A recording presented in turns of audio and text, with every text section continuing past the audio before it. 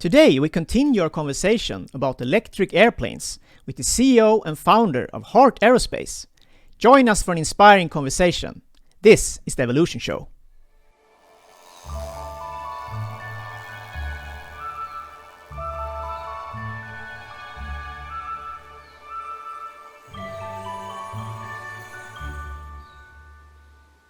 Welcome to the Evolution Show.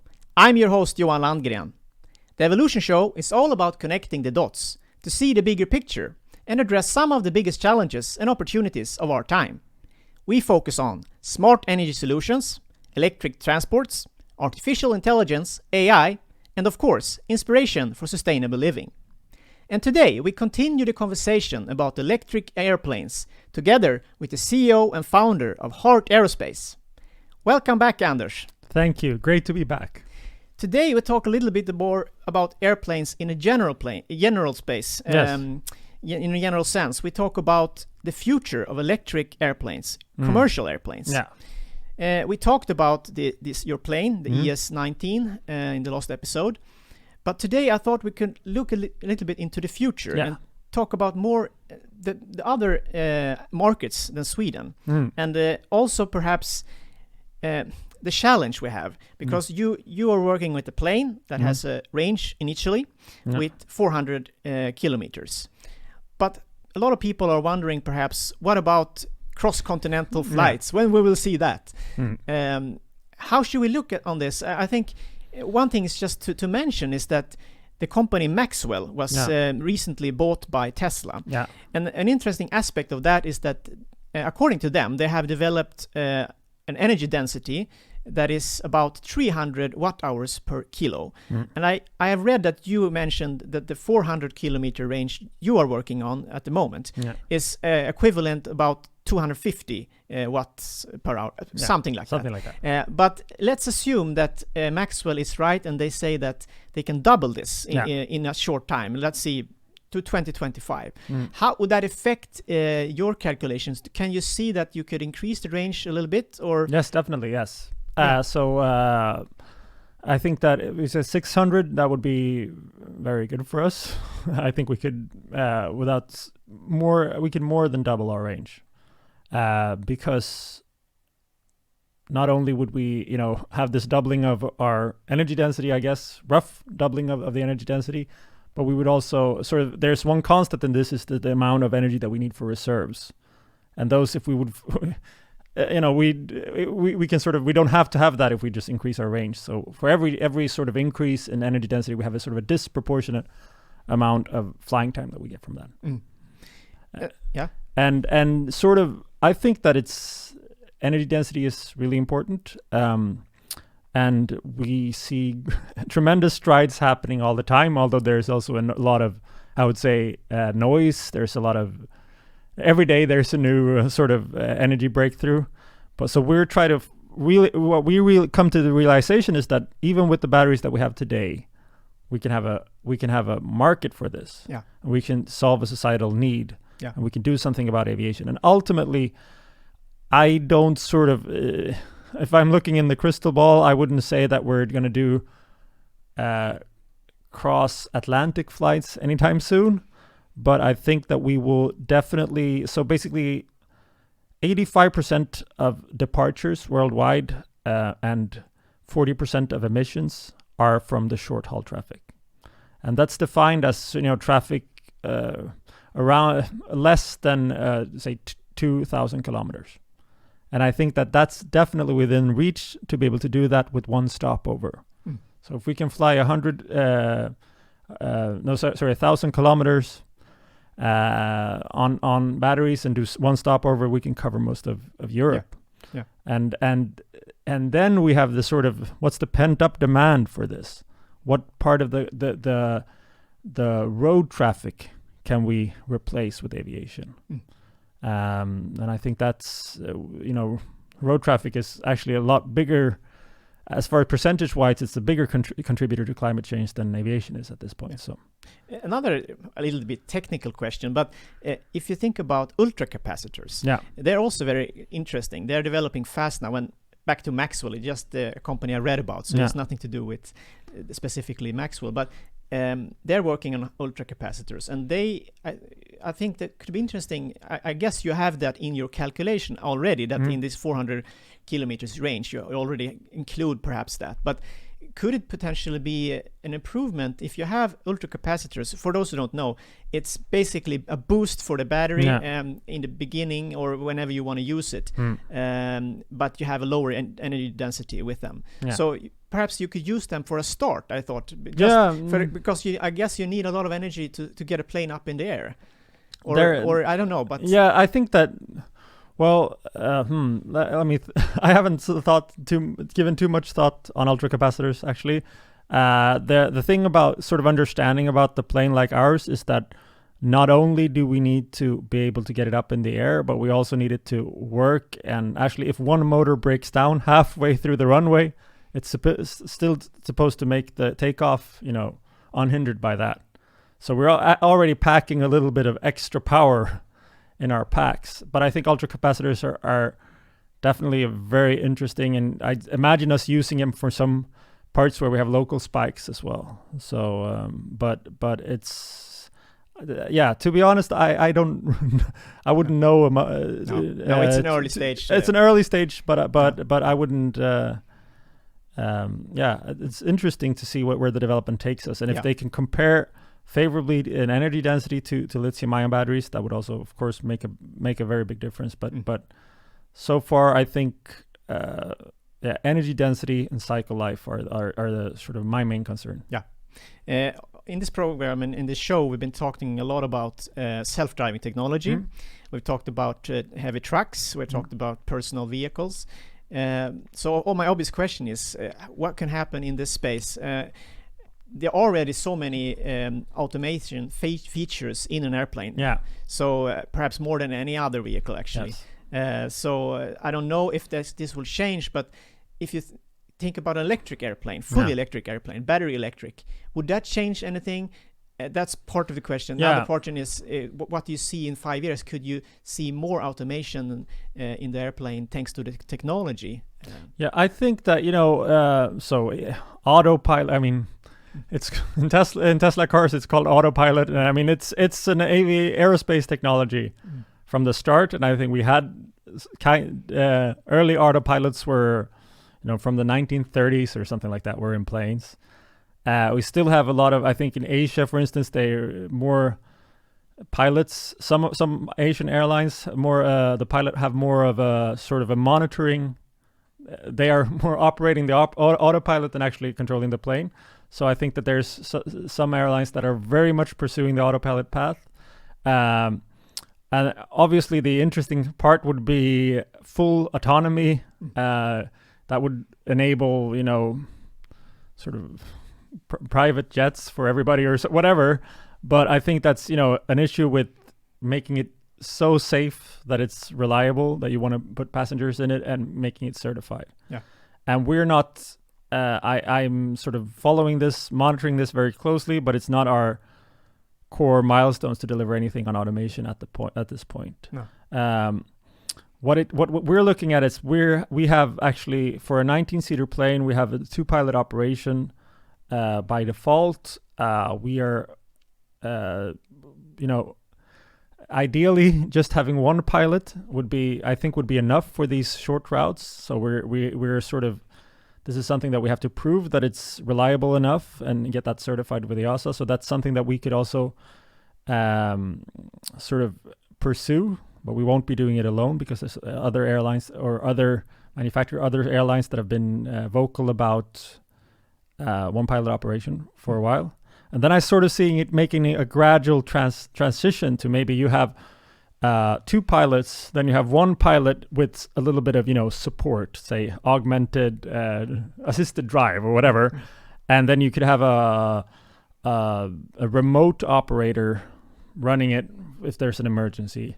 And then you can switch to having a remote operator operating several planes. And you can ideally do this first for cargo flights where there's no humans on board. And then when you can prove that, operate that for 5-10 years maybe, show that there's been no incident in cargo operations, this is when you can start, doing it for autonomous planes for passengers. But yeah, so I think that it's very doable, and in many ways it's easier than for driverless cars because everything in the air is an obstacle. Everything that's not blue sky or clouds, avoid it. So, so I had a friend recently. He said that he was going on some trip with an airplane, and the pilot said that because of poor weather conditions and we can't, the sight is bad. We're actually gonna let the machine land. Yeah, and he's like, wow, like, how is that happening? And it actually was. And I mean this incredible thing. I mean, I fly drones as well, and there's the technology in a drone today, a consumer drone, is mind blowing. Yeah. So if we just can scale that up, and sometimes it even feels that the drones are ahead of the commercial aircraft as far as technology adoption. So. Yeah, that could be a follow-up question. I mean, if you compare that kind of technology, there are companies like Lilium in Germany that recently had their maiden test flight, or you can call it, you just did lift it up 30, 40 meters, and it was like 4 passengers, and it's supposed to be fully autonomous, at least have that potential. But that's another technology, and you're working on more kind of the conventional way. Yeah. What's the thinking there? I think that I'm like anybody, very sort of think that this is fascinating with all of these flying cars, and big sort of Back to the Future fan growing up. So I sort of very much enjoy what they're doing. Very, very fascinated by it. I think that basically I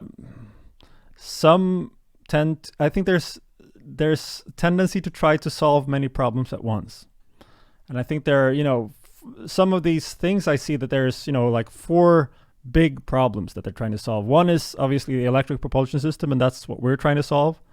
One is autonomy, which many of these companies want to do straight on. One is vertical takeoff and landing, which is also a difficult thing to get safe and certified. And one is sort of the new operation mode, the new infrastructure, the new air traffic management. So we are, following very enthusiastically this development with the drone, but we're focusing on, we think, the thing that adds most value both to our company and to society as a whole, which is to electrify the drivetrains and get rid of some emissions from aviation. Yeah, and I think I've been thinking about this quite a lot, and drones, in my eyes, they have a certain purpose. For example, there's interesting to see in Africa now that they're sending medicines via the air and between hospitals, for example, with blood and so on. It's a fantastic thing. But on the other hand, if we have a development where you have commercial drones for different big companies, let's say Amazon or whatever, flying everywhere, first of all, the sound will be quite high. And of course, the safety issue, you can't ignore it. Even if it has parachutes and things like that, which they're working on, it's not foolproof. Especially if you have a lot of them flying in the air over our heads. So in that way, I think it could be good to at least start with the conventional airplanes when it comes to transporting people. Definitely, but I can absolutely see drones as in certain applications. We already see that developing right now. And I think I think this is a good point. Noise concerns is something that's many people have raised issues around. I think also the fact of doing it at that scale, that you could actually do something about congestions in cities than LA, is also a big challenge. And I don't see it really being something that's relevant for Sweden and Norway and Europe anytime soon. No. Just continuing on the self-driving technology part, what about AI?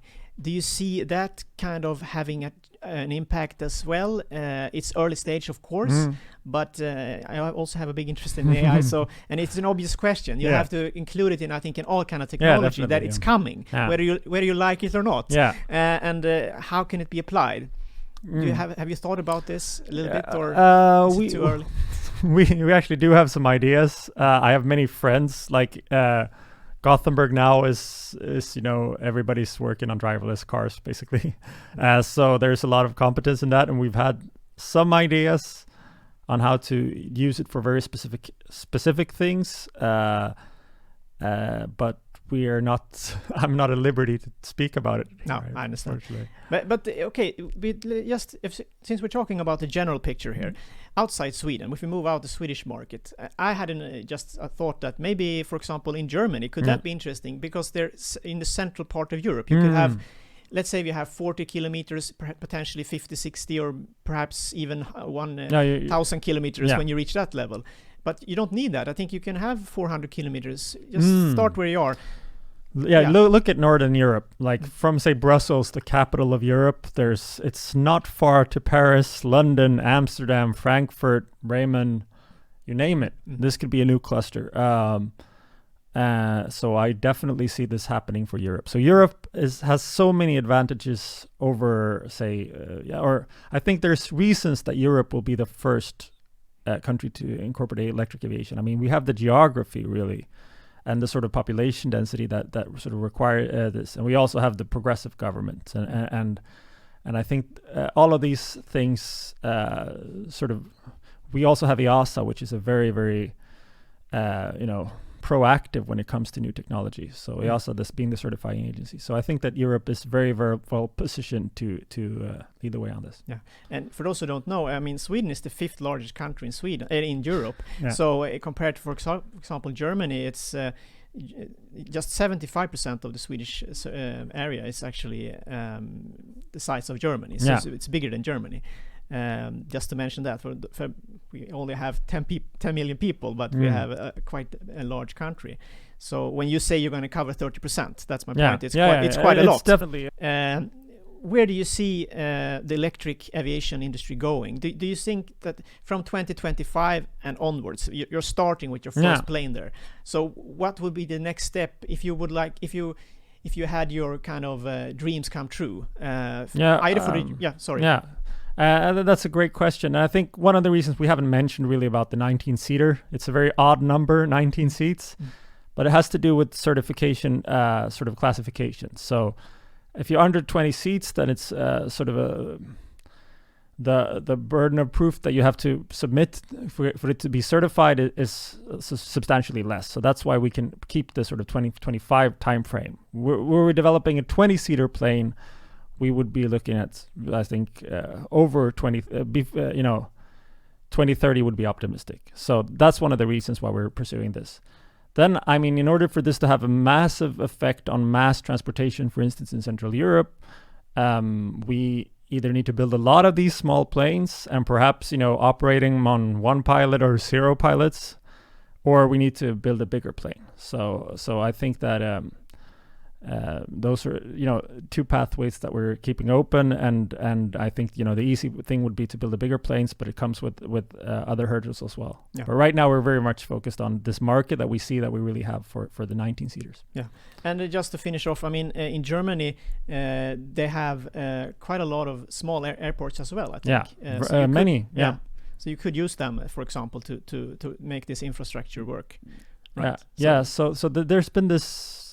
I think, there's been this sort of concentration of aviation to the larger hubs, and that's what we want to get away from. We want to see the direct point-to-point travel, so you fly from where you're going to where you're going, and not from the two nearby hubs. No, it sounds promising, and I think kind of the finishing message here is that technology is here and it's implementable right now. Yeah. Even with only 400 kilometers, we could cover a lot of space, if you will.